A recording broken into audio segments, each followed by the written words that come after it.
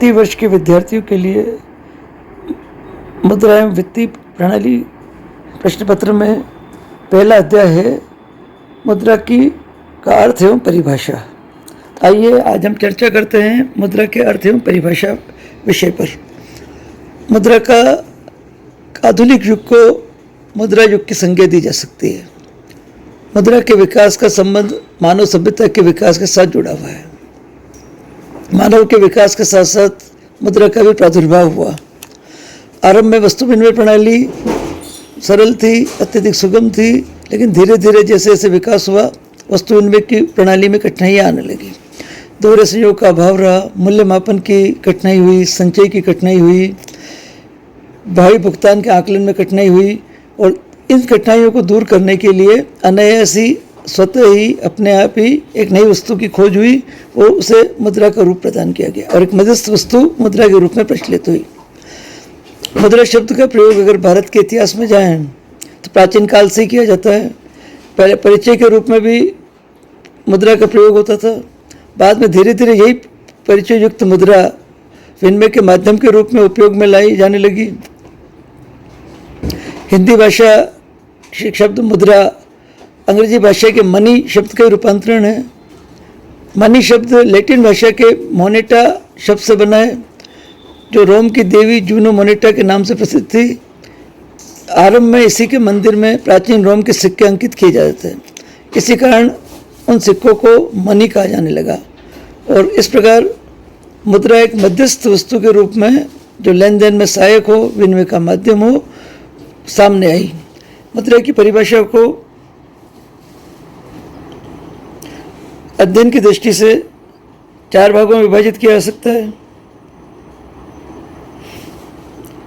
पहली वर्णनात्मक परिभाषाएं, दूसरा वैधानिक परिभाषाएं, तीसरा सामान्य स्वीकृति पर आधारित परिभाषाएं, चौथा उचित दृष्टिकोण पर आधारित परिभाषाएं।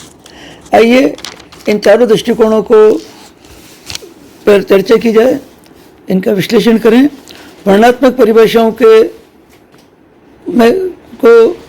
में मुद्रा के अर्थ को व्यक्त करने वाले ऐसे शास्त्रियों का समूह है जो मुद्रा के कार्यों से मुद्रा को परिभाषित करते हैं और इसे इसीलिए कार्यात्मक परिभाषाएं भी कहा जा सकता है। इसमें प्रमुख अर्थशास्त्री हैं हार्टले विदर्स। उन्होंने बहुत ही संक्षिप्त परिभाषा दी है मुद्रा की। मुद्रा वह है जो मुद्रा का कार्य करे। इस तरह से प्रसिद्ध अर्थशास्त्री एली ने कहा, मुद्रा कोई भी वस्तु है जो विनिमय के माध्यम के रूप में स्वतंत्रता पूर्वक हस्तांतरित होती है तथा सामान्य ऋणों के अंतिम भुगतान में ग्रहण की जाती है। इस प्रकार प्रोफेसर टॉमस ने वर्णनात्मक परिभाषा देते हुए कहा, मुद्रा वह वस्तु है जो तत्परता से सामान्यतया जनता द्वारा वस्तुओं, सेवाओं तथा संपत्तियों का भुगतान करने में स्वीकार की जाती है तथा ऋणों का भुगतान करती है। इस प्रकार कार्यात्मक परिभाषाएं अधिक सरल एवं उपयोगी है और मुद्रा के काफ़ी हद तक मुद्रा का सही अर्थ भी प्रकट करती है, किंतु यह मुद्रा के कार्यों के आधार पर ही मुद्रा को परिभाषित करती है। अतः इन्हें पूर्ण परिभाषा नहीं कहा जा सकता। कोई भी वस्तु तब तक मुद्रा का दर्जा प्राप्त नहीं कर सकती तब तक कि उसे वैधानिक मान्यता न मिले। इस दृष्टि से उपयुक्त परिभाषा मुद्रा के एक संकुचित और एकात्म अर्थ को ही प्रकट करती है। दूसरी विचारधारा मुद्रा के अर्थ के संबंध में या परिभाषा के संबंध में वैधानिकता को लेकर के, जिन्हें हम लीगल डेफिनेशंस या वैधानिक परिभाषाएं कहते हैं। कुछ अर्थशास्त्रियों का समूह है जिनका यह मत है कि जब तक किसी वस्तु को सरकार कानून बनाकर मुद्रा घोषित नहीं कर दे वह वस्तु मुद्रा नहीं कहलाती है। सामान्यतः प्रत्येक देश की सरकार किसी एक वस्तु को वैधानिक रूप से मुद्रा घोषित करती है और व्यवहार में ऐसा ही होता है। वह वस्तु मुद्रा के रूप में प्रतिष्ठित होती है और वही वस्तु विनिमय का माध्यम के रूप में प्रयोग में भी लाई जाती है। मूल्य मापन भी उसी में होने लगता है। अतः मुद्रा के कार्य कोई वस्तु तब करना आरंभ करती है जब उसे वैधानिक रूप से घोषित कर दिया जाता है। वैधानिक परिभाषाओं के समूह में प्रसिद्ध अर्थशास्त्री नेप ने मुद्रा को परिभाषित करते हुए कहा है, कोई भी वस्तु जो राज्य के द्वारा मुद्रा घोषित कर दी जाती है वह मुद्रा हो जाती है। इस प्रकार प्रोफेसर हार्टे कहते हैं, मुद्रा के 2 पहलू होते हैं। प्रथम वह यह हिसाब की इकाई है तथा दूसरी उसकी विधि ग्राह्यता है। मुद्रा की वैज्ञानिक परिभाषाओं के अनुसार प्रोफेसर नेप तथा हार्ट्रे इस बात पर बल देते हैं कि वही वस्तु मुद्रा कहलाती है जिसे सरकार मुद्रा के रूप में घोषित करती है और वो वस्तु मुद्रा का कार्य भी करने लग जाती है। वैज्ञानिक परिभाषा वर्तमान युग में आर्थिक अधिक व्यवहारिक प्रतीत होती है, क्योंकि प्रत्येक देश द्वारा एक मुद्रा घोषित की जाती है और बाद में वो मुद्रा का कार्य करने लगती है तथा जिसे देश में स्वीकार करना अनिवार्य होता है। पत्र मुद्रा मान में तो सरकारी आदेश के बिना मुद्रा का कोई मूल्य ही नहीं रहता है। इस प्रकार तीसरा परिभाषा की दृष्टि से तीसरी विचारधारा है यह सामान्य स्वीकृति पर आधारित परिभाषा है। Definition of money based on general acceptability. इस वर्ग के अर्थशास्त्रियों के अनुसार वही वस्तु मुद्रा के रूप में प्रचलित होती है जो जनता द्वारा सामान्य रूप से स्वीकार की जाती है।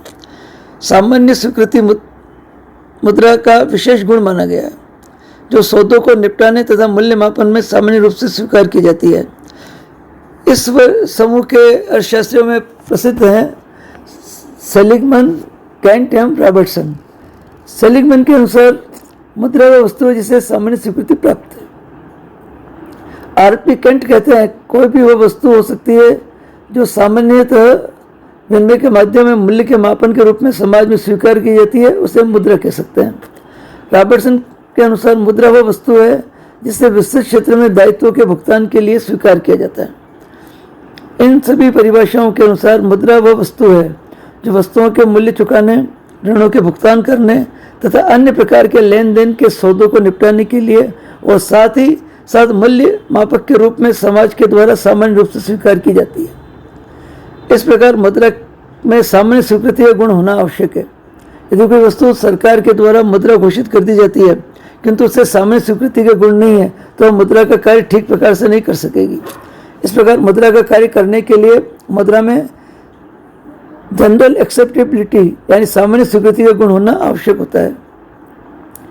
सामान्य स्वीकृति पर आधारित परिभाषाएं वैज्ञानिक तथा वर्णनात्मक परिभाषाओं की तुलना में अधिक श्रेष्ठ है। प्रत्येक व्यक्ति मुद्रा केवल इसलिए स्वीकार करता है क्योंकि उसे जब विश्वास रहता है कि दूसरा व्यक्ति उसे वस्तुओं और सेवाओं के बदले में निसंकोच स्वीकार कर लेगा। इसलिए मुद्रा में सामान्य स्वीकृति का गुण पाया जाना आवश्यक है। मुद्रा में सामान्य स्वीकृति के गुण के संबंध में अर्थशास्त्र के विचारों को समझने की कोशिश करें तो इसमें संकीर्ण मत और विस्तृत मत के अर्थशास्त्री हमें दिखाई देंगे। जहाँ तक संकीर्ण मत का प्रश्न है, कुछ अर्थशास्त्रियों ने मुद्रा में केवल धात्विक मुद्रा को ही सम्मिलित किया।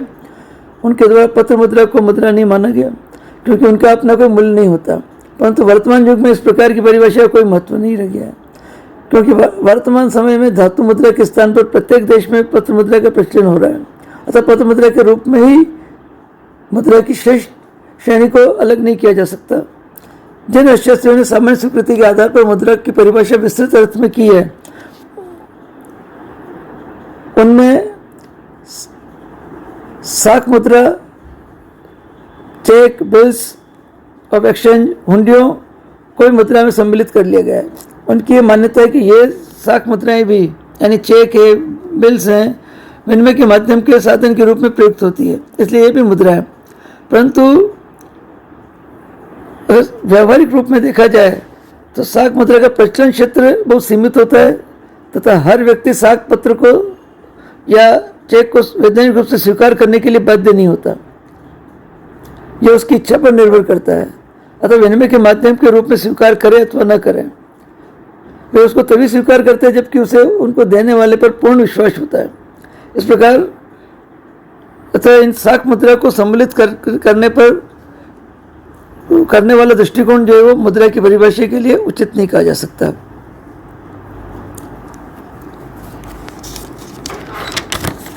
इस प्रकार मुद्रा की परिभाषाओं के संबंध में तीन दृष्टिकोणों का हमने विश्लेषण किया। पहला दृष्टिकोण कहता है कि भाई कार्यों के आधार पर मुद्रा को परिभाषित किया जाए, जो मुद्रा का कार्य करे उसको वस्तु को मुद्रा माने। दूसरा दृष्टिकोण कहता है कि खाली कार्य से तो तब करने लगेगी जब उसे वैधानिक स्वीकृति प्राप्त होगी, यानी जैसे सरकार वैधानिक रूप से मुद्रा घोषित कर दे वो मुद्रा कहलाएगी। तीसरा दृष्टिकोण ये कहता है कि चाहे मुद्रा का कार्य को ठीक ढंग से कभी कोई वस्तु तभी कर सकती है जब समाज उसे निसंकोच होकर के स्वीकार करे। अब प्रश्न ये उठता है कि मुद्रा के उचित दृष्टिकोण पर आधारित परिभाषा क्या बनाई जा सकती है।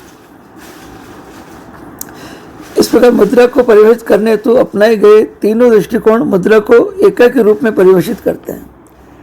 वर्णनात्मक परिभाषाएं कार्यों के आधार पर मुद्रा को के अर्थ को प्रकट करती है। वैधानिक परिभाषाएं मुद्रा के कानूनी पहलू को उजागर करती है।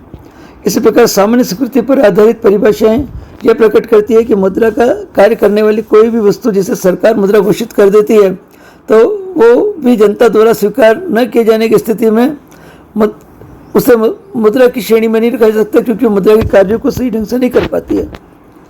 इस तरह से अगर देखा जाए तो मुद्रा में कई विशेषताएं होनी चाहिए, तब किसी वस्तु को मुद्रा के रूप में परिभाषित कर सकते हैं या उसे मुद्रा मान सकते हैं। जैसे मुद्रा में सामान्य स्वीकृति के गुण हो, मुद्रा सामान्य रूप लेन देन में प्रयुक्त हो, मुद्रा में मूल्य मापन की क्षमता हो, मुद्रा वैधानिक रूप से सरकार द्वारा घोषित भी हो, और मुद्रा ऐसी वस्तु होनी चाहिए इसमें स्थगित भुगतान भी रखा जा सकता हो।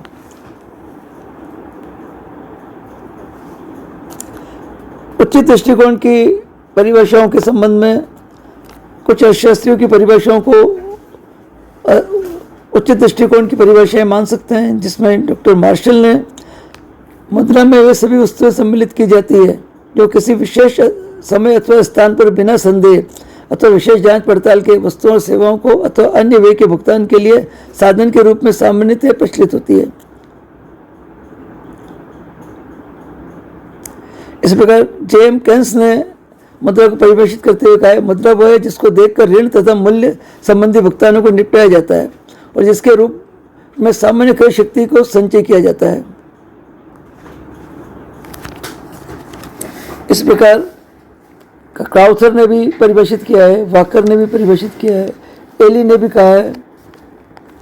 पर इन सभी परिभाषाओं में क्या को सम्मिलित करते हुए मुद्रा की एक उचित परिभाषा हमारे द्वारा दी जा सकती है, उसे देने का प्रयास करते हैं। मुद्रा की उचित परिभाषा क्या हो सकती है? मुद्रा की उचित परिभाषा को गठित करने के लिए, बनाने के लिए देखना होगा सरल मान्यता का गुण सम्मिलित हो जाए, विनिमय के रूप में, माध्यम के रूप में स्वीकृति को सम्मिलित कर लिया जाए और उसकी वैधानिक मान्यता भी हो। इस आधार पर मुद्रा की उचित परिभाषा इस प्रकार दी जा सकती है। मुद्रा वह वस्तु है जो विनिमय का माध्यम तथा मूल्य मापन का कार्य करते हुए सरकार द्वारा मुद्रा के रूप में घोषित हो तथा जनता द्वारा मुद्रा के रूप में निसंकोच स्वीकार की जाती हो। इस प्रकार सामान्य स्वीकृति का गुण रखने वाली, विनिमय के माध्यम का गुण रखने वाली, मूल्य मापन का गुण रखने वाली, वैधानिक रूप से घोषित कोई भी वस्तु मुद्रा के रूप में परिभाषित की जा सकती है। अब अगले वीडियो में हम मुद्रा के कार्यों पर चर्चा करेंगे। धन्यवाद।